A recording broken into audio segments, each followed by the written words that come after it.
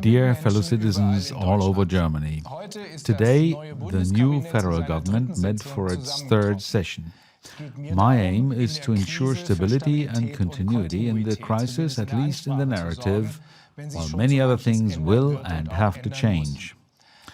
I want to get the things that need to change started right away, whereby getting things started does not mean that I will immediately make concrete decisions in all areas. It means two things to me. First, I will immediately start working through all the important issues with my competent cabinet, and together we will seek solutions that are as permanent as possible. Despite all efforts, things cannot be done overnight, and therefore I will do something else. I am giving us breathing room by intervening immediately in some places without creating definitive facts.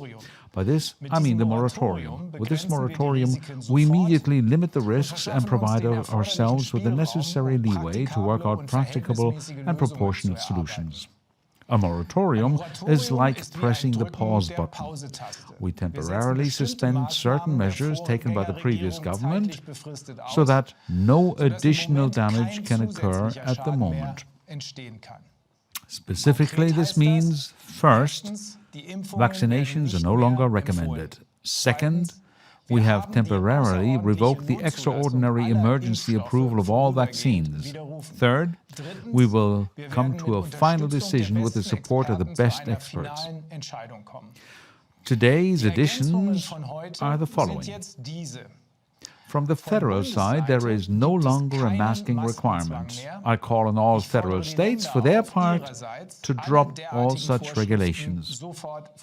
Everyone must be allowed to decide for themselves whether or not to wear a mask.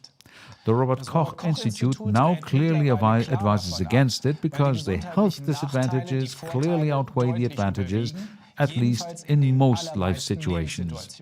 The RKI still differentiates here.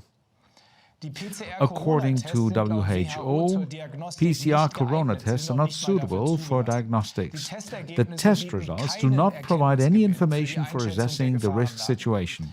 It is incomprehensible that these daily figures and the data around incidences and R values derived from them have been forced upon us for so long a time as a yardstick for dangerousness and protective measures. We will no longer use test results in crisis management and have revoked reimbursement arrangements for health insurers. For real hazards, we are currently forming new indicators that reflect the state of the art in science. We will likely unveil a first set of new indicators in the next few days. We've also extended the moratorium from 2 weeks to 2 months. That doesn't mean we want to take that much time, but we need that as a buffer. Because speed must not take precedence over quality when it comes to finding a solution. Too much is at stake. I think we've got the ball rolling, which we can use to get out of the entrenched, destructive ways. And I see every day how people take up this impulse and take their fate into their own hands. Life on the streets is relaxing, value creation processes are getting back on track. Demonstrations are taking place, the media have begun to report in a more detached and objective way.